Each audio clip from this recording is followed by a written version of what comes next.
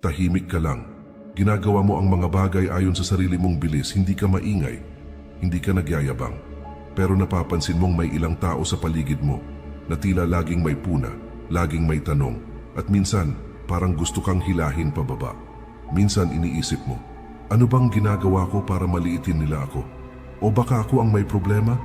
Pero kung titingnan mo ng mas malalim, ang totoo, wala kang ginagawang masama. Ang mali lang, masyado mong nililiit ang epekto ng iyong pag-angat sa mata ng mga naiwan. Sabi ni Marcus Aurelius, "When you rise in the morning, think of what the precious privilege it is to be alive, to breathe, to think, to enjoy, to love." Pero sa mundo ngayon, sa bawat pagbangon mo, habang ini-enjoy mo ang progreso mo, may mga taong hindi kayang sikmurain ang liwanag na taglay mo dahil hindi nila makita ang kanila. Inggit, isang tahimik pero mabagsik na damdamin. Walang sinasabi pero ramdam mo. Nakabalot sa papuri minsan pero may halong pagkairita. Nakatago sa mga tanong na parang inosente pero may laman. Hindi dahil gusto nilang agawin ang meron ka, kundi dahil nakikita nila sa iyo ang kakayahang hindi nila kayang buuin sa sarili nila. At dito papasok ang karunungan ng mga Stoic. Hindi mo kontrolado ang damdamin ng iba. Ang pwede mo lang kontrolin ay kung paano ka tutugon sa kanilang tingin, komento o pananahimik. Kaya sa video na ito, pag-uusapan natin ang 7 dahilan kung bakit naiinggit sa iyo ang ibang tao. Hindi para pagyabang ang meron ka, kundi para maunawaan ang mas malalim na ugat ng inggit at mas mapanatili mo ang kapayapaan ng isip mo sa kabila ng mga matang may panghusga. Dahil sa dulo, hindi mo kailangang magpaliwanag. Hindi mo kailangang ipagtanggol ang sarili mo. Ang tunay na lakas ay yung kaya mong magpatuloy kahit may mga umaasang mabigo ka. Bago ang lahat, muli kaibigan, inaanyayahan kita na mag-subscribe sa ating channel dahil dito magbabago ang pananaw mo sa buhay. Maraming salamat. Magsimula na tayo. Dahilan number 1, dahil tahimik kang umaangat. Hindi ka maingay. Hindi mo ipinapakita ang bawat tagumpay sa social media. Hindi mo kailangang ipagsigawan kung ilang hakbang na ang naabot mo. Pero napapansin nila, kahit hindi ka nagsasalita, ang mga taong naiinggit sa iyo ay hindi nagagalit dahil sa yabang mo. Nagagalit sila kahit wala kang sinasabi. Nagagalit sila sa presensya mong hindi kailangang humingi ng atensyon pero damang-dama ang bigat. Bakit? Dahil ang katahimikan mo ay isang uri ng kumpiyansa na hindi nila maabot. At ang kumpiyansang yan ay parang salamin. Ipinapakita sa kanila ang mga kulang sa sarili nila. Sabi ni Epictetus, "If you want to improve, be content to be thought foolish and stupid." At yan ang ginagawa mo, pinipili mong manahimik, magtrabaho at hayaang ang resulta ang magsalita. Pero para sa ibang tao, nakakatakot ang ganong uri ng pagkatao. Kasi hindi mo hinahanap ang validation nila. Hindi mo kailangan ang approval nila. At ang mga taong hindi sanay na hindi sila sentro ng mundo ay madalas naiinggit sa mga taong kaya nang mabuhay nang hindi sila ang sinasamba. Ang tahimik mong pag-angat ay isang anyo ng paninindigan. Hindi mo man sabihin ng direkta, ang kilos mo ay may sinasabi na kaya mong buuin ang sarili mo kahit walang palakpak, na kaya mong umusad kahit walang nanonood. At ang ganitong uri ng pag-angat, yung hindi sinusuklian ng papuri, ay mas nakakasilaw para sa mga taong hindi pa buo ang loob. Kaya tandaan mo, ang katahimikan ay hindi kahinaan. Minsan, ito ang pinakamatatag na anyo ng lakas. At ang lakas mong yan ay madalas hindi kayang sikmurain ng mga sanay sa ingay. Dahilan number 2, dahil hindi ka umaasa sa opinyon ng iba. Sa isang mundong uhaw sa papuri, ang taong hindi naghahanap nito ay parang isang banta. Lahat gustong mapansin. Lahat gustong makuha ang like, ang congrats, ang wow. Pero ikaw, tahimik lang. Ginagawa mo ang tama hindi dahil gusto mong mapansin, kundi dahil ito ang tama. At yan ang hindi matanggap ng iba. Ang karamihan ay namumuhay sa mata ng publiko. Lahat ng galaw, idinidikta ng opinyon ng ibang tao. Porma nila, desisyon nila, maging pangarap nila. Lahat may basbas ng validation. Pero ikaw, pinipili mong manahimik, mamuhay ayon sa sariling prinsipyo, at magdesisyon batay sa tunay mong halaga, hindi sa kagustuhan ng iba. Hindi mo kailangan ng tapik sa balikat para tumuloy. Hindi mo kailangang sabihan ng galing mo bago kumilos. Dahil alam mong ang tunay na lakas ay hindi nakukuha sa palakpak, kundi sa paninindigan. Sabi ni Seneca, "What progress you ask have I made? I have begun to be a friend to myself." At dahil kaibigan mo na ang sarili mo, hindi mo na kailangan ng pahintulot ng mundo para maging masaya, para magbago, para sumubok. Kaya kang irespeto ng sarili mo kahit hindi ka iniintindi ng iba. At dito na pumapasok ang inggit. Ang mga taong sanay na umaasa sa opinyon ng iba ay naiinggit sa mga taong malaya. Kasi ang kalayaang yan ay paalala na sila mismo ay nakakadena pa rin. Nakakadena sa takot na hindi mapansin. Nakakadena sa pangangailangan ng palaging pag-apruba. Nakakadena sa ideya na ang halaga ko ay depende sa tingin ng iba. Pero ikaw, wala ka sa kulungang yan. At para sa kanila, ang kalayaan mo ay nakakairita dahil ipinapakita mo sa kanila kung gaano sila nakakulong. Kaya minsan, ang katahimikan mo ay tinatawag nilang pagmamalaki. Ang pagtutok mo sa sarili ay tinatawag nilang pagka-istrikto.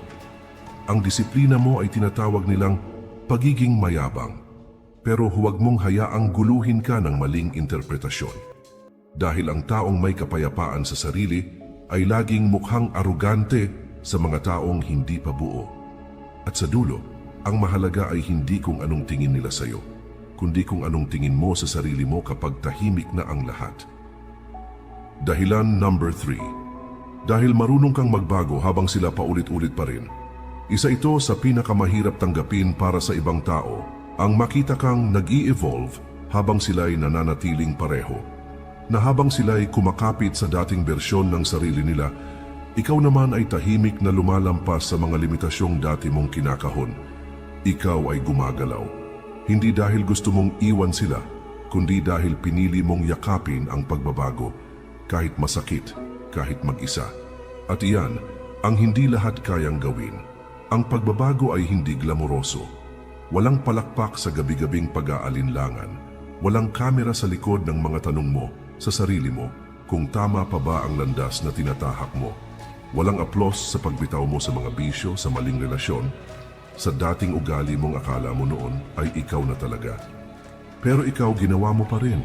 Pinili mong harapin ang sarili mong anino. Pinili mong yakapin ang pananahimik para linangin ang iyong loob.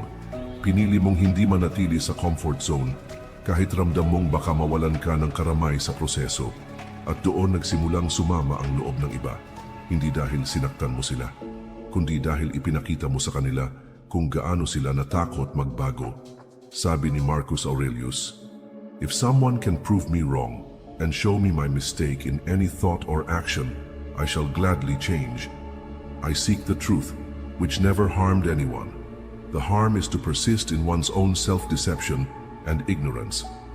Ang taong may lakas ng loob na baguhin ang sarili ay banta sa mga taong namumuhay pa rin sa ilusyon ng comfort. Kaya nga't kahit wala kang sinasabi, naiinggit sila sa iyo. Dahil ang presensya mo ay paalala na pwede pala, na kaya palang umiwas sa gulo, na kaya palang baguhin ang mindset, na kaya palang lumayo sa mga taong walang ambag kundi pabigat. Ang inggit nila ay hindi galit sa kung ano ka ngayon. Ang totoo, inggit sila sa tapang mong iwan ang dating ikaw. Dahil sila, ayaw pa ring humiwalay sa bisyong matagal nang sumisira sa kanila. Ayaw pa ring bitawan ang barkadang nagpapaikot lang sa kanila sa parehong pagkakabalaho. Ayaw pa ring tanggapin na ang kinaiinisan nila sa ibang tao ay madalas refleksyon ng sariling pagkakulong. Kaya kapag may mga taong tila lumalayo, tumatahimik, o naglalabas ng sama ng loob sa iyo, tanungin mo, ako ba ang problema o ako lang ang paalala ng pagbabago na hindi pa nila kayang yakapin? Sa mundong ito, hindi lahat matutuwa sa pag-angat mo. Lalo na yung mga piniling hindi umalis sa lupa kahit bukas na ang langit para sa kanila. At sa ganitong mga sandali, doon mo mas maiintindihan. Ang tunay na pag-unlad ay hindi palaging masaya. Madalas, ito'y nagbubunyag ng katotohanang ayaw marinig ng iba. Pero kahit masakit, huwag kang titigil. dahil ang pagbabago mo ay hindi para saktan sila. Ito'y para mailigtas ang sarili mo mula sa sarili mong pagkakatali. Dahilan number 4, dahil hindi ka takot mapag-isa. Sa mundong takot na takot sa katahimikan, ang taong marunong mapag-isa ay parang kakaibang nilalang. Parang may alam na hindi alam ng karamihan. At dahil hindi nila maintindihan ang kapayapaan mong wala sa piling ng iba, naiinggit sila sa iyo. Marami ang nagtatago sa ingay ng paligid, sa maingay na barkada, sa paulit-ulit na relasyon, sa walang tigil na pag-scroll, sa pakikipagkwentuhan na walang saysay. Hindi dahil masaya sila, kundi dahil ayaw nilang harapin ang sarili nila. Dahil kapag tahimik na, doon nila maririnig ang mga tanong na matagal na nilang iniiwasan. Pero ikaw, pinili mong tahimik. Pinili mong kumawala sa mga gulong walang patutunguhan. Pinili mong lumayo sa mga tao kahit alam mong masakit dahil alam mong hindi na sila tumutulong sa paglago mo. At iyan ang hindi nila maintindihan. Sabi ni Seneca, "He who is afraid to be alone is afraid of being honest with himself." Kaya habang ikaw ay natututo sa bawat gabi ng katahimikan, habang iniintindi mo ang sarili mong emosyon, habang dinadala mo ang bigat ng mga tanong ng walang kinakausap, marami ang nagtataka. Bakit kaya niya nagagawa yan? Hindi ba siya nalulungkot? Oo, nalulungkot ka. Pero hindi ka natatakot dahil alam mong ang paglago ay laging dumarating sa panahong tahimik ang paligid. Kapag wala ng ingay ng palakpak, kapag wala ng distraction, kapag ikaw na lang at ang sarili mong katotohanan, ang mga naiinggit sa iyo ay hindi naiinggit dahil marami kang kaibigan. Naiinggit sila dahil kaya mong mabuhay kahit wala silang lahat, at ang ganitong uri ng lakas, ang kakayahang maging buo kahit mag-isa, ay tila bang paninindigang hindi nila matagpuan sa sarili nila. Kaya kapag nakita nilang kontento ka sa sarili mong mundo, na hindi ka naghahabol sa atensyon, na hindi ka dependent sa presence ng iba, napipilitan silang harapin ang tanong na pilit nilang tinatakbuhan. Bakit siya kaya niyang tumahimik, samantalang ako hindi mapakali? At doon sila naiinggit. Hindi sa pera mo, hindi sa itsura mo, hindi sa tagumpay mo, kundi sa kapayapaan mong hindi nila mahanap kahit napapalibutan sila ng tao. Dahil sa mundong sinasamba ang koneksyon, ang pinakarebelde ay ang taong kayang magtayo ng sarili niyang katahimikan. Kaya huwag mong ikahiya ang pagiging mapag-isa. Huwag mong isipin na kulang ka dahil wala kang kasama. Dahil ang taong marunong mapag-isa ay ang taong hindi madaling masira. Dahilan number 5. Dahil hindi ka na naghihiganti, pinapatawad mo na lang at tinutuloy ang buhay. Isa ito sa mga bagay na hindi madaling gawin. Ang hindi gumanti kahit kaya mo. Ang manahimik kahit kaya mong sumagot. Ang patawarin kahit hindi sila humingi ng tawad. At higit sa lahat, ang ipagpatuloy ang buhay mo kahit hindi nila nakita ang bigat ng sakit na iniwan nila sa iyo. At kapag ginawa mo ito, kapag pinili mong patahimikin ang galit at sa halip ay ayusin ang sarili mo, makakaasa kang may maiinis, may maiinggit, may manggagalaiti sa katahimikan mong hindi nila masira. Bakit? Dahil gusto nila ng gulo. Gusto nilang masira ka. Gusto nilang bumagsak ka gaya ng inaasahan nila. Pero sa halip na gumanti, tumahimik ka. Sa halip na ipahiya sila, pinatawad mo. At sa halip na sayangin ang oras mo sa pagbibilang ng sama ng loob, ginamit mo ang panahon sa paghilom, sa pagangat, at sa panibagong simula. At yan ang hindi nila matanggap, sabi ni Marcus Aurelius. The best revenge is not to be like your enemy. At yan ang ginawa mo. Hindi mo sila ginaya. Hindi ka bumaba sa level na gusto nilang hilahin ka. At sa bawat araw na pinipili mong bumangon ng may dignidad, ay isang araw na naaalala nilang hindi ka nila nagawang sirain. Marami ang naiinggit sa ganitong uri ng lakas. Yung klaseng hindi maingay, pero matatag. Yung uri ng katahimikan, hindi dahil mahina ka, kundi dahil napagtagumpayan mo na ang sarili mong galit. Dahil alam mo na sa bandang huli, ang pagkapanalo ay hindi nasusukat sa kung sinong pinakamalakas sumigaw, kundi sa kung sinong pinakamarunong magpatawad at hindi na kailangang ipagyabang ito. Ang mga naiinggit sa iyo ay naiinggit hindi dahil masaya ka na.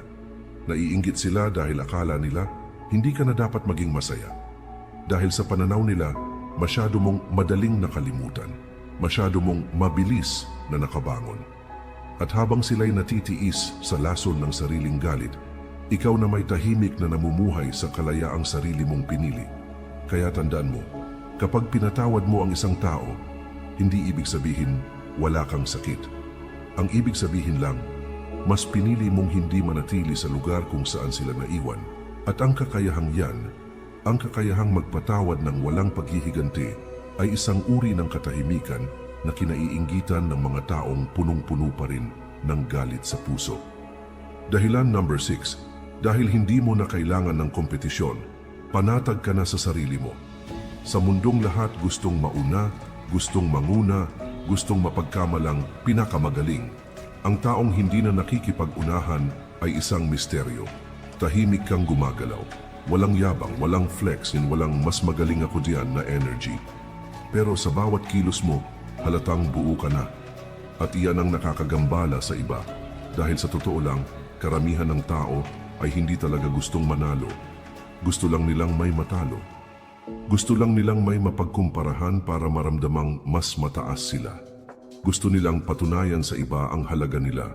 Dahil sa loob-loob nila, hindi pa nila ito nararamdaman sa sarili nila.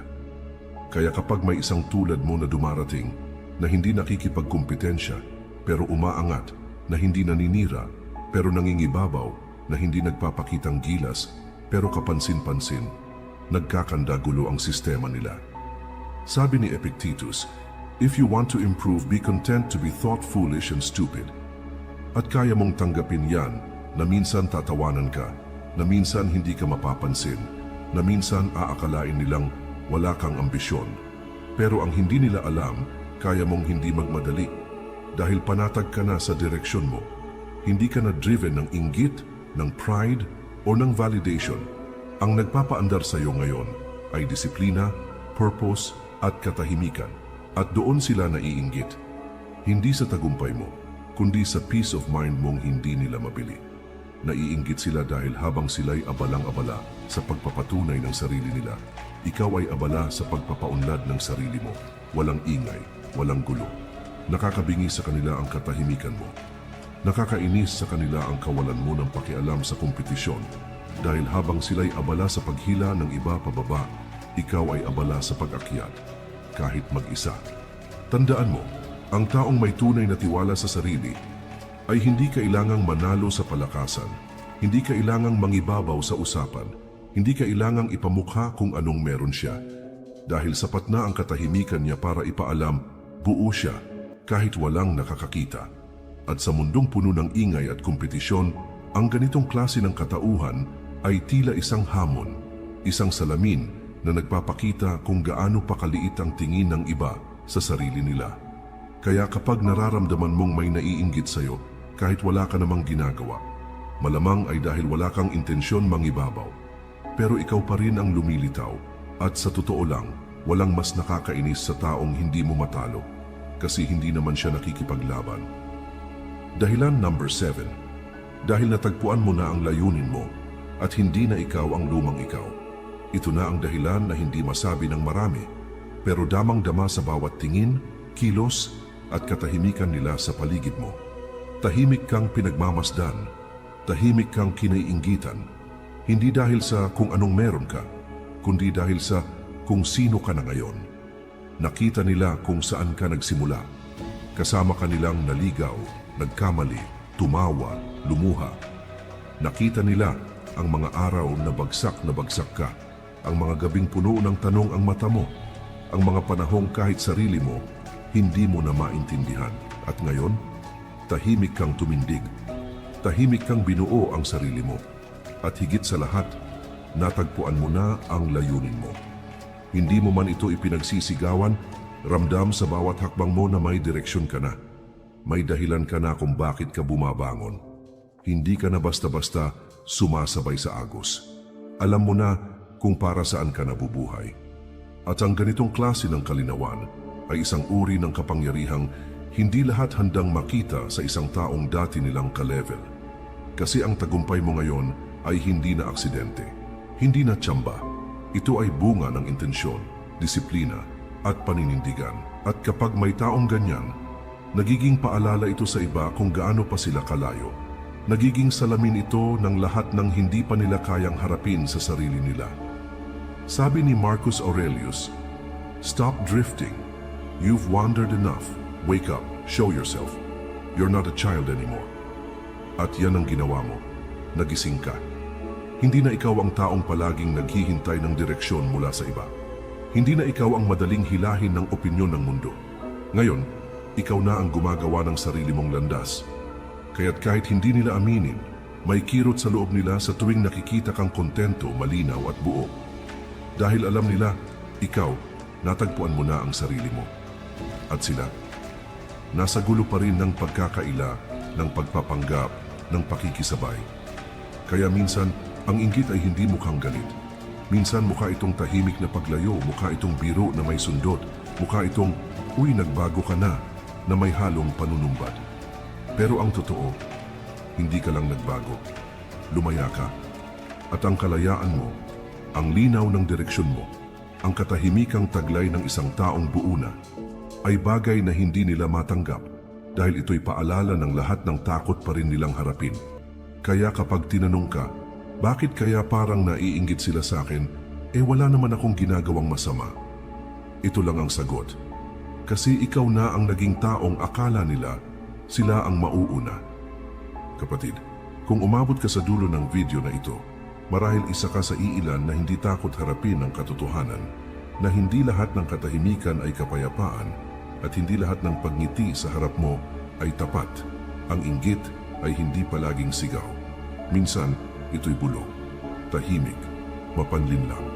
At kung hindi ka matatag sa sarili mo, madali kang madadala ng mga tinging may halong pagdududa. Pero ngayon, alam mo na, hindi ikaw ang problema. Ikaw ang paalala ng kung anong posible. Ikaw ang ebidensya na ang katahimikan ay hindi kahinaan, kundi lakas na bihirang maabot ng ingay. Kaya huwag mong hayaang patayin ng inggit ng iba ang apoy sa loob mo. Panatilihin mong buo ang tiwala mo sa sarili. Ipagpatuloy mo ang landas mo kahit hindi ito maintindihan ng iba. At kung naramdaman mong tumama sa iyo ang mensaheng ito, huwag mong hayaang dito na lang ito magtapos. Mag-subscribe ka ngayon, hindi lang para sa susunod na video, kundi bilang paninindigan na pipiliin mong lumago kahit sa mundong madalas ay gustong hilahin ka paatras. Dahil sa dulo, ang stoic ay hindi lang yung tahimik. Ang tunay na stoic ay yung kahit na naiinggit sa kanya ang mundo, ay marunong pa ring manahimik, magpatawad at magpatuloy.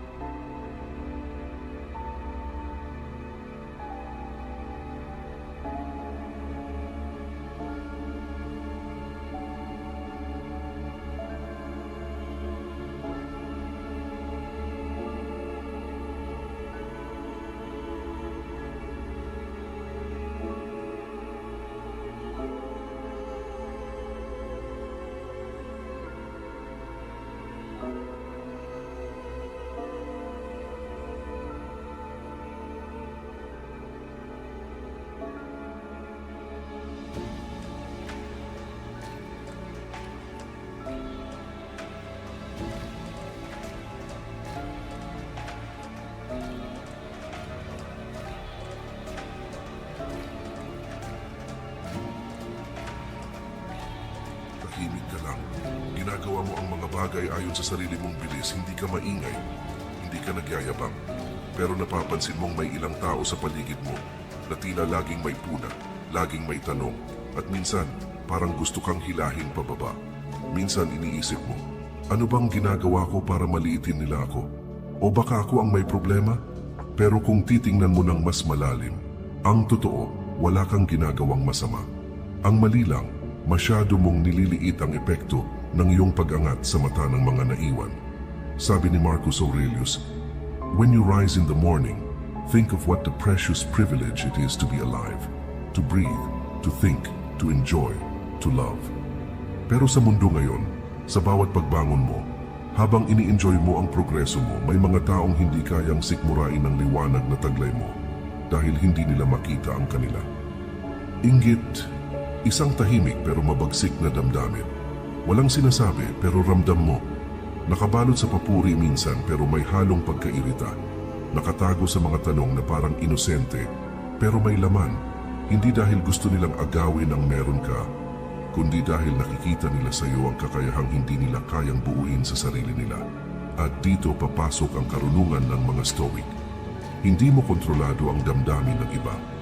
Ang pwede mo lang kontrolin ay kung paano ka tutugon sa kanilang tingin, komento o pananahimik. Kaya sa video na ito, pag-uusapan natin ang 7 dahilan kung bakit naiinggit sa iyo ang ibang tao. Hindi para pagyabang ang meron ka, kundi para maunawaan ang mas malalim na ugat ng inggit at mas mapanatili mo ang kapayapaan ng isip mo sa kabila ng mga matang may panghusga. Dahil sa dulo, hindi mo kailangang magpaliwanag. Hindi mo kailangang ipagtanggol ang sarili mo. Ang tunay na lakas ay yung kaya mong magpatuloy kahit may mga umaasang mabigo ka. Bago ang lahat, muli kaibigan, inaanyayahan kita na mag-subscribe sa ating channel dahil dito magbabago ang pananaw mo sa buhay. Maraming salamat. Magsimula na tayo. Dahilan number 1, dahil tahimik kang umaangat. Hindi ka maingay. Hindi mo ipinapakita ang bawat tagumpay sa social media. Hindi mo kailangang ipagsigawan kung ilang hakbang na ang naabot mo. Pero napapansin nila, kahit hindi ka nagsasalita, ang mga taong naiinggit sa iyo ay hindi nagagalit dahil sa yabang mo. Nagagalit sila kahit wala kang sinasabi. Nagagalit sila sa presensya mong hindi kailangang humingi ng atensyon pero damang-dama ang bigat. Bakit? Dahil ang katahimikan mo ay isang uri ng kumpiyansa na hindi nila maabot. At ang kumpiyansang yan ay parang salamin. Ipinapakita sa kanila ang mga kulang sa sarili nila. Sabi ni Epictetus, "If you want to improve, be content to be thought foolish and stupid." At yan ang ginagawa mo, pinipili mong manahimik, magtrabaho at hayaang ang resulta ang magsalita. Pero para sa ibang tao, nakakatakot ang ganong uri ng pagkatao. Kasi hindi mo hinahanap ang validation nila. Hindi mo kailangan ang approval nila. At ang mga taong hindi sanay na hindi sila sentro ng mundo ay madalas naiinggit sa mga taong kaya nang mabuhay nang hindi sila ang sinasamba. Ang tahimik mong pag-angat ay isang anyo ng paninindigan. Hindi mo man sabihin ng direkta, ang kilos mo ay may sinasabi na kaya mong buuin ang sarili mo kahit walang palakpak, na kaya mong umusad kahit walang nanonood. At ang ganitong uri ng pag-angat, yung hindi sinusuklian ng papuri, ay mas nakakasilaw para sa mga taong hindi pa buo ang loob. Kaya tandaan mo, ang katahimikan ay hindi kahinaan. Minsan, ito ang pinakamatatag na anyo ng lakas. At ang lakas mong yan ay madalas hindi kayang sikmuray ng mga sanay sa ingay. Dahilan number 2, dahil hindi ka umaasa sa opinyon ng iba. Sa isang mundong uhaw sa papuri, ang taong hindi naghahanap nito ay parang isang banta. Lahat gustong mapansin. Lahat gustong makuha ang like, ang congrats, ang wow. Pero ikaw, tahimik lang. Ginagawa mo ang tama hindi dahil gusto mong mapansin, kundi dahil ito ang tama. At yan ang hindi matanggap ng iba. Ang karamihan ay namumuhay sa mata ng publiko. Lahat ng galaw, idinidikta ng opinyon ng ibang tao. Forma nila, desisyon nila, maging pangarap nila. Lahat may basbas ng validation. Pero ikaw, pinipili mong manahimik, mamuhay ayon sa sariling prinsipyo, at magdesisyon batay sa tunay mong halaga, hindi sa kagustuhan ng iba. Hindi mo kailangan ng topic sa balikat para tumuloy. Hindi mo kailangang sabihan ng galit